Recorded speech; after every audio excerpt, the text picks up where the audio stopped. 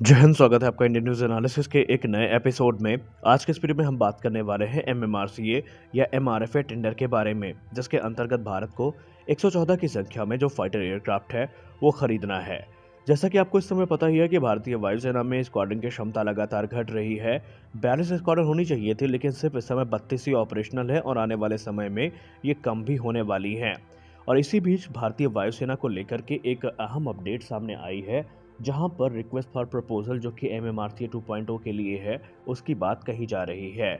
अभी हाल ही में भारतीय वायुसेना के chief air chief marshal VR Chaudhari sir ने एक मीडिया के साथ साक्षात्कार किया है और वहां पर उन्होंने कुछ बड़ी बातें बताई हैं, जहां पर उनके द्वारा बताया गया है कि भारतीय वायुसेना फेज्ड मैनर में 114 फाइटर एयरक्राफ्ट की खरीद को पूरा करेगी।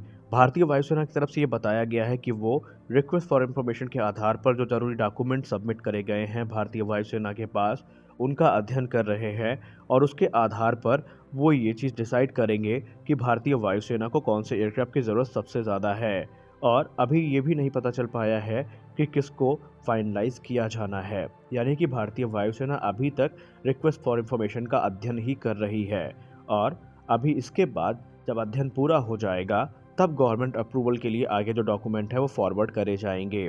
और अगर ऐसा होता है तो आप ये मान के चलिए कि इसमें तकरीबन अभी 1 से 1.5 साल का समय लग सकता है। बड़ी बात यहाँ पर यह है कि अभी तक 114 फाइटर एयरक्राफ्ट्स को लेकर के जो अभी इनकी ऑपरेशनल रिक्वायरमेंट नहीं मिल पाई हैं, उस हिसाब से अगर देखा जाए तो मिलने के बाद जो रिक्वेस्ट फॉर प्रपोजल है वो कब तक जारी किया जाएगा, इसके बारे में भी अभी कोई जानकारी नहीं है और ना ही कोई टाइमलाइन के बारे में स्पष्ट रूप से भारतीय वायुसेना के द्वारा बताया गया है।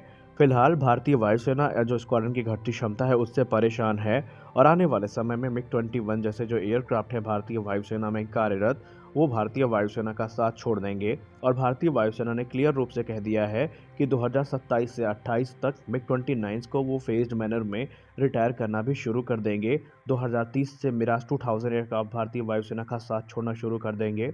वहीं सुकोई 30 MKI 2035 से भारतीय वायुसेना को विदा कहना शुरू कर देंगे। तो सवाल ये उठता है कि अगर इतनी बड़ी परेशानी भारत के सामने है तो इसमें देर कहाँ पे आ रही है। अब इसको लेकर के दोस्तों अलग अलग मीडिया अपडेट्स में अलग अलग चीज़ें बताई जा रही हैं।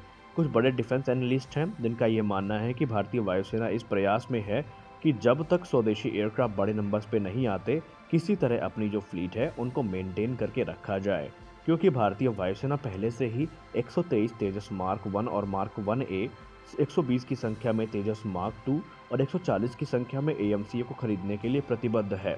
और भारतीय वायुसेना के पूर्व अधिकारियों ने भी ये कहा है कि जब तक स्वदेशी एयरक्राफ्ट भारतीय वायुसेना में नहीं आते बड़ी संख्या में, कमी कभी भी पूरी नहीं की जा सकती।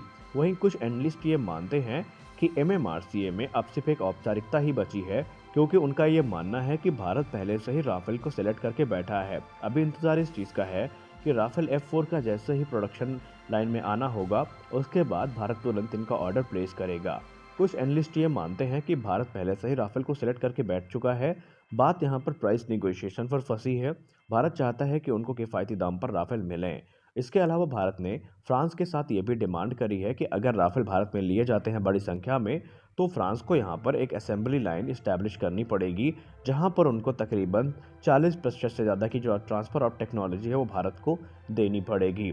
साथ ही साथ फ्रांस ने भी इस चीज़ में प्रतिबद्धता दिखाई है कि अगर भारत ने बड़ी संख्या में राफेल जेट्स का ऑर्डर प्लेस किया तो फ्रांस भारत की पूरी तरीके से मदद करेगा। अब क्योंकि भारत राफेल के अलावा जेट इंजन को लेकर के भी फ्रांस से बात कर रहा है, इसलिए भारत के तमाम पूर्व अधिकारी और डिफेंस एनालिस्ट यही मानते हैं कि अब एमआरसीए टेंडर में सिर्फ एक औपचारिकता ही बची है, क्योंकि फ्रांस का ये जो टेंडर है वो जीतना एक बार फिर से लगभग तय हो चुका है। और इसके प्रमाण हमको तब मिले जब पिछले वर्ष सितंबर में भारतीय वायुसेना प्रमुख ने अपनी एक प्रेस कॉन्फ्रेंस के दौरान ये कहा था कि भारतीय वायुसेना इस समय किसी भी दूसरी कैटेगरी के फाइटर एयरक्राफ्ट को नहीं देख रही है। भारतीय वायुसेना की नज़र सिर्फ उन्हीं एयरक्राफ्ट पे है जो भारतीय वायुसेना में पहले से कार्यरत हैं और जिनका इंफ्रास्ट्रक्चर भारत में डेवलप किया जा चुका है, जिनकी सर्विसेबिलिटी और मेंटेनेबिलिटी की जो कैपेबिलिटी है वो हमने विकसित करके रखी है। कहने का मतलब ये है कि जिनकी सर्विस और मेंटेनेंस भारत आसानी से कर सकता है, जिसमें भारत को महारत हासिल है, भारत उन्हीं एयरक्राफ्ट को लेगा और वो 4.5 जनरेशन के होने चाहिए। इसका सीधा मतलब ये है कि 4.5 जनरेशन की जब अत्याधुनिक फाइटर्स की बात आती है तो भारतीय वायुसेना में सिर्फ एक ही फाइटर एयरक्राफ्ट है जो अभी इस कैपेबल है, और वो है राफेल। यानी इन शॉर्ट 2021 में ही ये इंडिकेशंस मिली थी कि भारत अब एडिशनल राफेल पे ही जाएगा। रही बात F-15EX की, तो इसको लेकर के मिली-जुली प्रतिक्रियाएं हैं। भारत के वायुसेना के पूर्व प्रमुखों ने, बहुत से डिफेंस एक्सपर्ट्स ने इसका विरोध भी शुरू कर दिया है और इसे एक अमेरिकन ट्रैप भी कहा जा रहा है। लेकिन जो कुछ भी हो, भारतीय वायुसेना इसके बारे में अच्छे से जानती है। फिलहाल के वीडियो में बस इतना ही। मिलते हैं अपने अगले वीडियो में, तब तक के लिए जय हिंद।